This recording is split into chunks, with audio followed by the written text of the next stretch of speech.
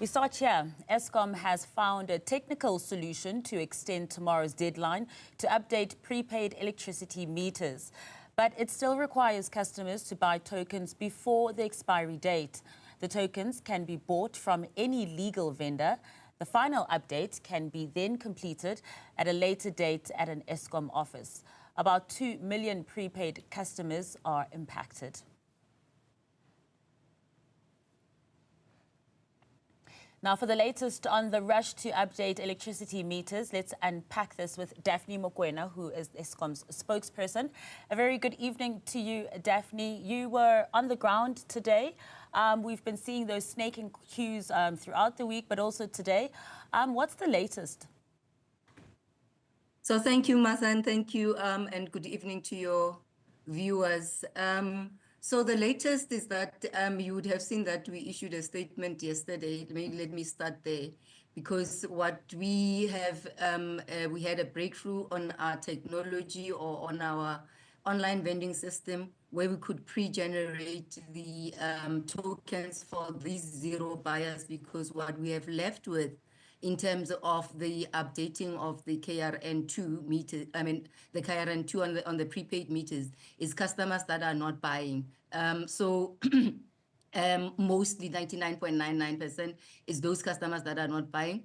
So what we have said to these customers is that they must, those that have their meters and they know their meter numbers, their meters are active on our system, they must go and buy electricity at all our legal vendors. And if I can give you an example, we've got about 52,000 legal vendors out there where our customers can access them and get their tokens. So basically, when they buy, they will get the 2 tokens that will enable them to update their meters, and then they will get that credit token.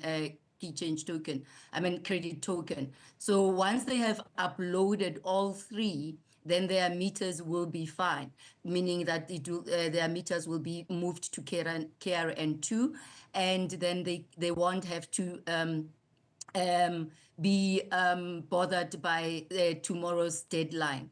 So what we have seen as well is that some of our customers, or most actually, do not know their meters and they don't have their meters. So those ones are the ones that we are addressing and taking their details. However, what we're saying is that once you have went to a legal vendor and bought your credit token, don't come back to Eskom offices tomorrow.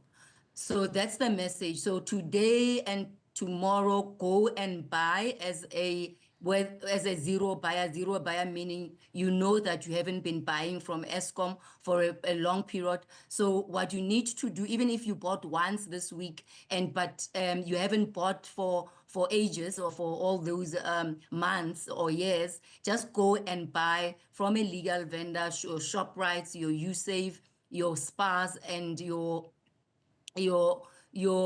boxes and your filling stations. But as I said, that we have published our 52,000 vendors on our website, on our social media platforms, if customers are struggling to know which vendor they should go to. So once you've bought and that token doesn't, and you start punching the token on your meter and it doesn't accept it, what we're saying is that at least by buying, you would have kickstarted the process of converting your meter to KRN2. So you don't need to come back tomorrow.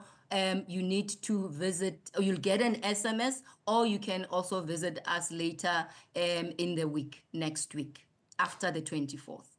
And I'm sure for many of those prepaid meter users, they were quite relieved with this extension that Eskom has granted as well, and been able to find this technical solution. However, our reporters was also on the ground today at various stations as well. And what they found was that the people on the ground hadn't received this particular message, that there is this extension, that you can go buy these tokens, this token by midnight, to ensure that you convert to the new system, or at least start the process. It seems that there was frustration at how poor the communication was to let them know, because then that would also shorten the queues. Over and above, mainstream media interviews like this one, what else is Eskom doing to ensure that they get this message out there to those people, especially those who don't have a TV or a radio and the elderly? Yeah. So, Masa, so we're using our social media platforms. We've been on local radios because to tell the honest fact, most of our grannies, especially because we're seeing most grannies coming through to Eskom. So they are listening to radios, and we are on different languages so that they can understand that message that they need to go and buy.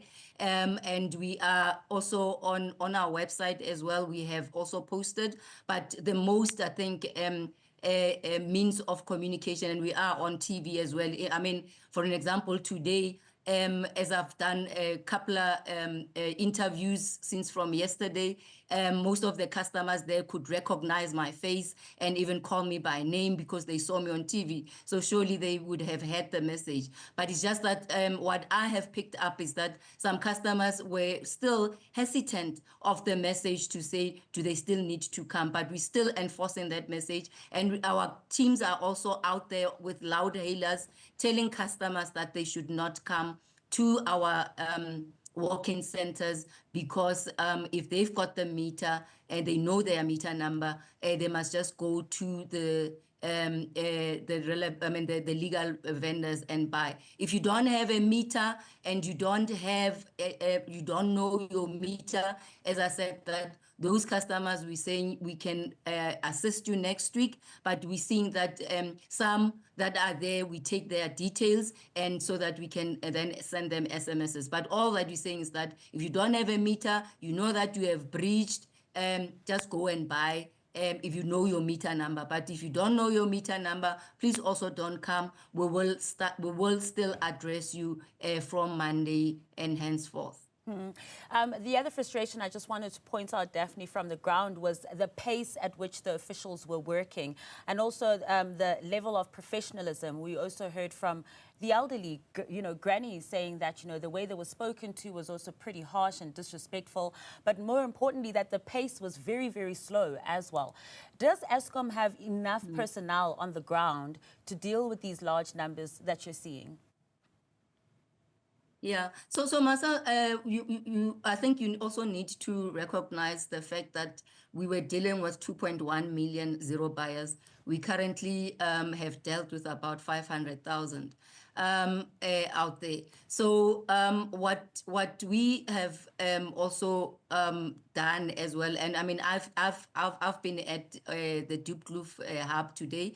We had about 1,098 customers. We had sent others out to go and buy. Hence, then the queues then were reduced or shortened.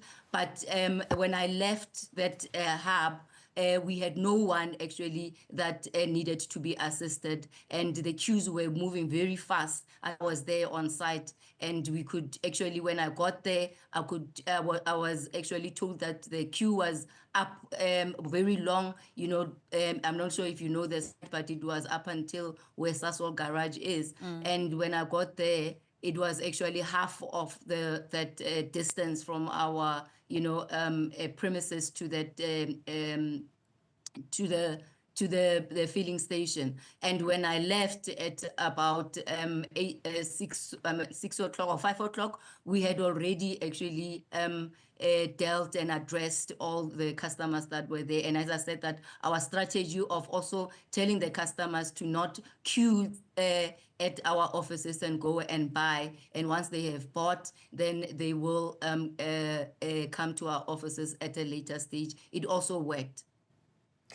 And for tomorrow, what can we expect if, for those who still will be coming to your offices and queuing anyway and not heeding this call as well, will there be enough personnel? And also, I think that level of professionalism, it was quite disheartening to listen to those elderly people saying how they were mistreated, in fact, and not spoken to in an appropriate manner. Yeah, and I really want to apologize to all our customers that our teams would have not addressed them professionally. But as I said, Masa, that when I was there, the teams were, maybe, I'm not sure whether it was because I was there, but the teams were addressing the elderly, all actually customers that were there, they were addressing them professionally, and those that needed water, they gave them water. Those that, didn't have meters, for an example, they would also try and go maybe assist those customers as well in terms of how they can also get to know what their meters are. So from where I'm sitting, or my experience today, I think our way, or particularly to where the site that I had visited today, I didn't notice any unprofessionalism in the way, or any complaint for that matter, from our customers. Yeah, hopefully at those stations where that did occur, that will be dealt with. Thank you so much, Daphne, for your time and just giving us that update. And then tomorrow, Masa, we are still open. However, we still insist that those that have breached their meters, that have no meters, they must not come to our offices. But customers that know their meters numbers, they must just go and buy from the legal vendor outlets out there. And in Soweto, for an example, we've got 178. But as I said, that because this is where I was today, but nationwide, we've got 52,000 vendors out there that will be assisting customers as they approach them to come and buy. And just on that, for tomorrow as well, just to reiterate to our viewers as well, that extension has been extended, that deadline has been extended, but they must buy by, is it midnight tonight or midnight tomorrow? So they must buy by 8:15 tomorrow, the 24th of November. They must have bought so that their meters can be triggered for this process can be completed at a later stage. And 8:15 in the morning or in the evening? 8:15 in the evening, sorry. Okay. All right, thank you so much for explaining all of that to us, Daphne. Really appreciate your time. That's Eskom spokesperson Daphne Mokoena.